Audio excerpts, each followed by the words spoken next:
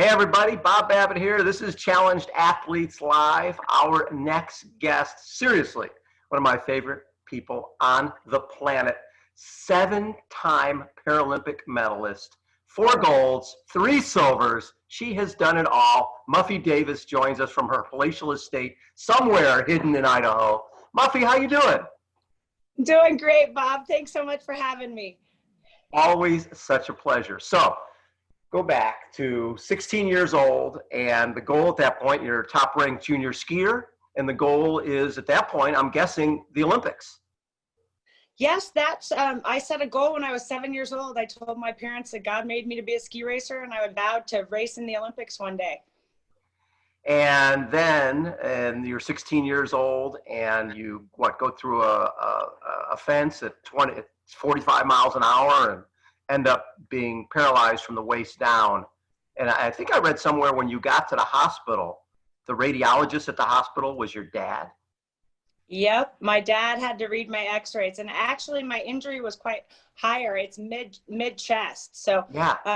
I really have no abdominal muscles or anything. So it was, I'm really lucky. Had it been a couple inches higher, I would have had hand involvement. So I was very fortunate in that regards. So do you remember seeing your dad at the hospital, and did he tell you what was going on? Yeah, he got a call, and he said that his worry went from, oh no, I'm not going to be able to make the next races that I was scheduled to go to, which were actually the biggest races of my life at that point. They were NORAMs. And so then he saw me come in, and they had said there was some neurological damage. And I guess that I asked him, I don't remember it, but I asked him, Dad, am I paralyzed? And that's where he said it was just, oh no, what are we talking about? Wow. And at that point in your life, 16 years old, did you know any people in wheelchairs? Did you have any connection with anybody with a disability? I guess, yeah, I did. I have a younger brother who at 9 months old got spinal meningitis, so had grown up with disability. My whole life. Like, I had grown up and he was a part of our family, and I call him my angel. Christopher is my angel, because I knew after my accident that I was still valuable and that I still had worth.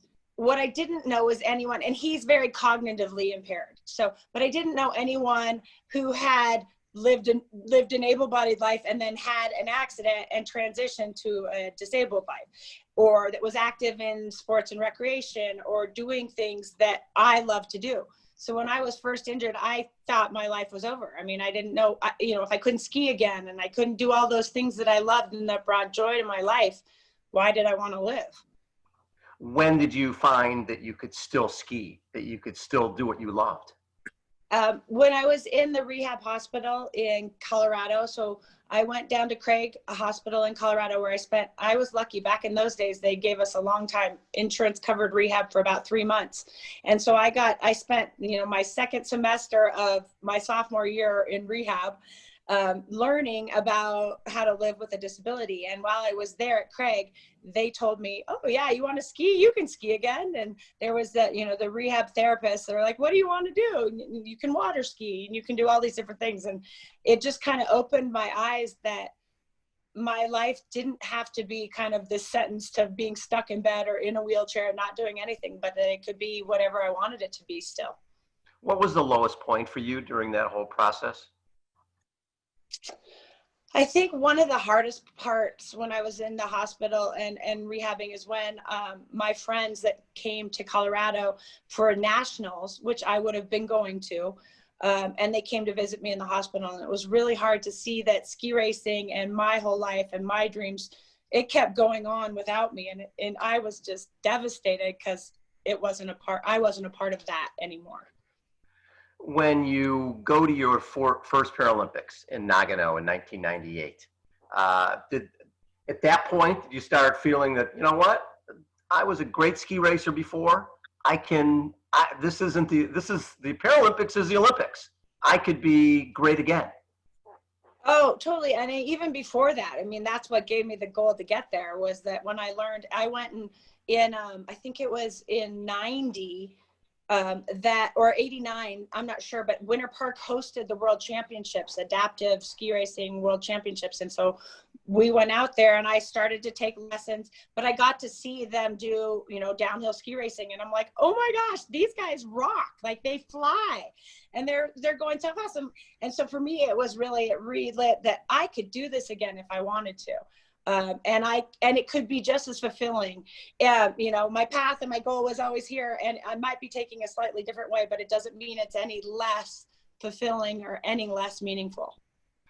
Off the mountain, how did you adapt to that life, right? Just, I know you ended up finishing up, you went to Stanford and got your degree. And in terms of adapting to that life, sometimes sport is wonderful, but when you're not doing your sport, then you're a person in a wheelchair. And sometimes that's tough for people to adapt to. Yeah, no, it was a process. The first day of high school, when I went back, my first day of junior year, and I rolled in a wheelchair, and I'd gone from being one of the hotshot top athletes, you know, cocky, confident, all that. And then I roll in a wheelchair and I don't understand what's going on. And the kids plaster against the wall to give me space. And, oh, it was horrible. I just remember thinking, I don't know if I can do this. But it was my friends and my support network that got me through it.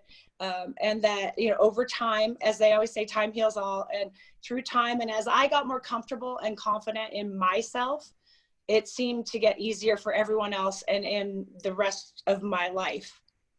So Nagano, you win a gold in the slalom, and then Salt Lake.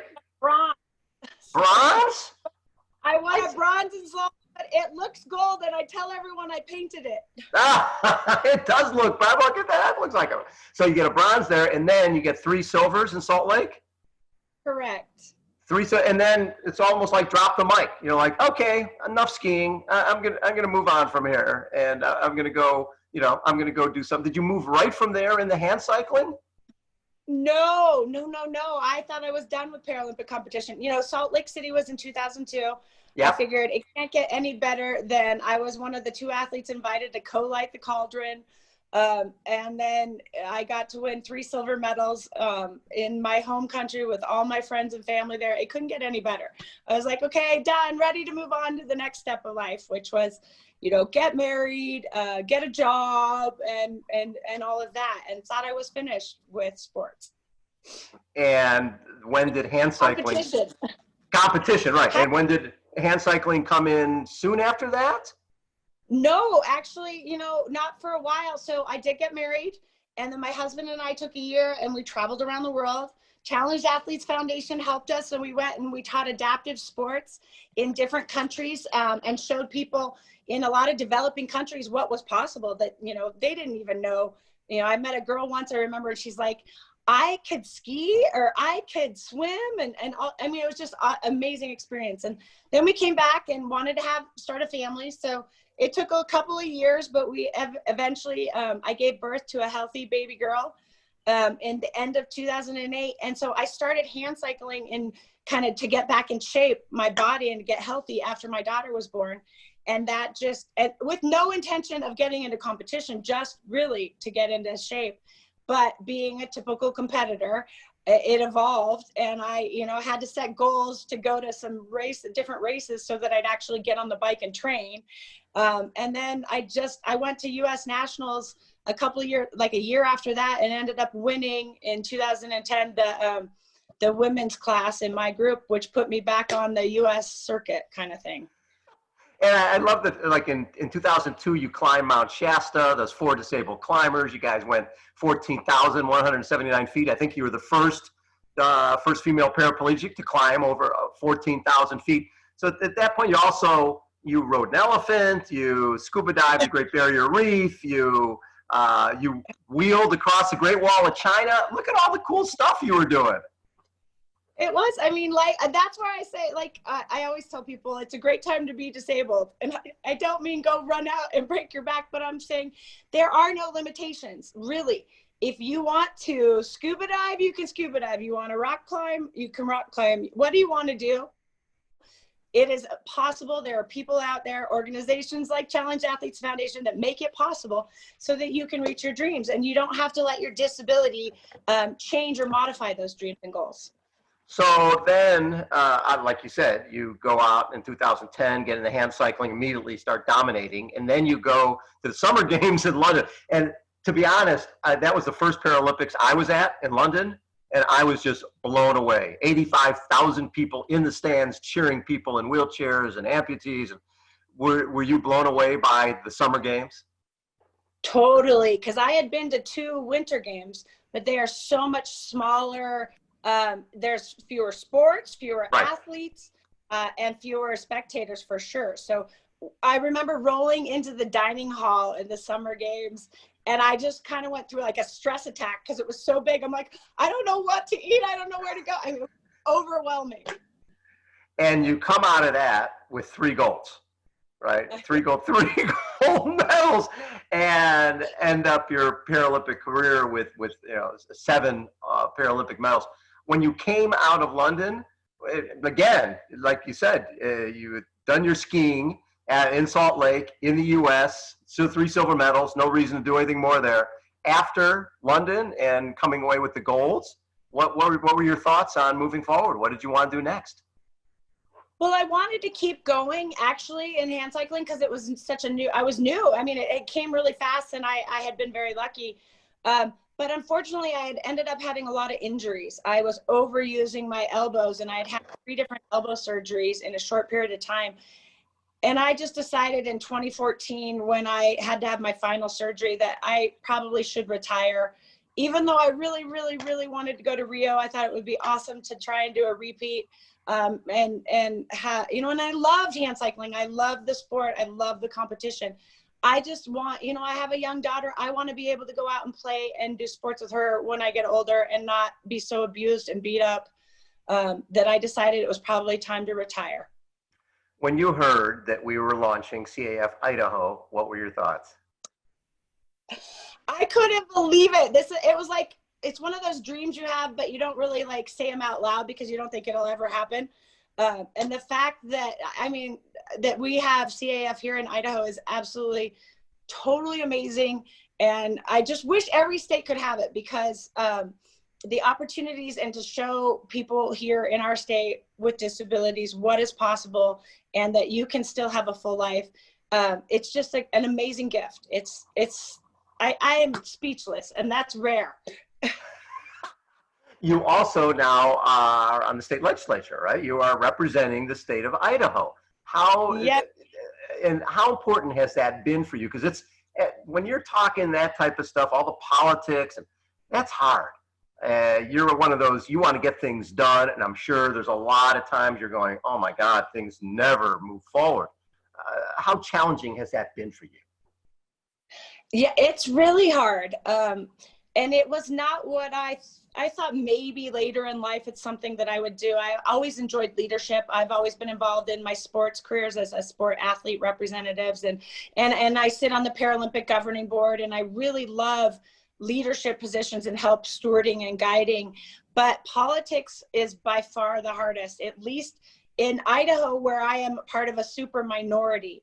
I remember one of my first session years, and I was so frustrated by a vote, and our minority leader goes, "It's just because you're used to winning all the time." And I said, no, it's not that. It's hard to always lose, but it's also frustrating because I think it's really important and it affects people's lives every day. And it's really frustrating when you can't see your initiatives or things that are going to be important actually change. But we are getting there. It's learning to accept the baby steps and the small little things that we can do. And that we do get along 80% of the time. Most of the time we are doing good legislation and making good bills for people. It's the 20% that everyone hears about, and that's the hardest. Political aspirations, where do you want to go next? No, definitely not to DC. That place is too crazy. No interest. You want to stay, you're an Idaho girl. You want to make sure you're making an impact in Idaho. Yeah, Idaho's my home. It's where my daughter grew up. We moved back to Idaho. We had lived in Utah for a long time. We moved back because I wanted my daughter to know this special place, the community. I think what makes Idaho so amazing is we have, and maybe everywhere, but we have great sense of community and pride in that. And especially my little hometown where we live now, Haley, which is just a small, offshoot of Ketchum and Sun Valley, which is the ski resort. But but it's just great community. People take care of each other here. We really care. We might have differing political viewpoints, but overall, we all pretty much want the same. We want our kids to have better lives. We want to be able to have a roof over our head and have good health care. And we love nature and the environment. We love to get out and play. What's been your favorite CAF moment so far? Oh my gosh, that's not fair, Bob. I can't pick one. But I'll have to say winning the Endurance Sport Awards was probably, that was another one. I didn't even know they really existed until you guys called and said, hey, congratulations. And I was like, then to go there and to meet all of the great celebrities that support CAF and to be there with all of the other top athletes, Rudy when he was so young, and to watch that. But then going to the challenge, the $1 Million Challenge that was another hard, grueling thing. I think the year I did it was the rain year. You had everything but locusts. You had rain, hail, locusts, every plague known to man. But I mean, every event, and I mean, just recently here we got to do a CAF Idaho sled hockey and curling clinic, and that was amazing. And to see these young new youth in Idaho getting these opportunities to do sports was awesome. So for me, I can't pick one. Everyone I have is my favorite. Love it. Hey, Muffy, thank you so much for everything you do for CAF and everything you do for challenged athletes. You have been such a great role model for all of our athletes and showing them that you can accomplish anything. And the power of attitude, teamwork, overcoming obstacles, thrive, everything that you represent is what CAF is all about. Well, thank you, Bob. It's truly, CAF has been one of my biggest partners and sponsors and supporters throughout all of my career. So it is an honor to be a part of the team. I always say, we're a team. We are a family and a team. And it's amazing the lives that are being changed through this organization. So thank you and everyone else that is a part of this team. That is Muffy Davis. This is Challenged Athletes Live. Muffy, you're the best. Thanks so much for taking time. Thanks, Bob. See ya. Bye.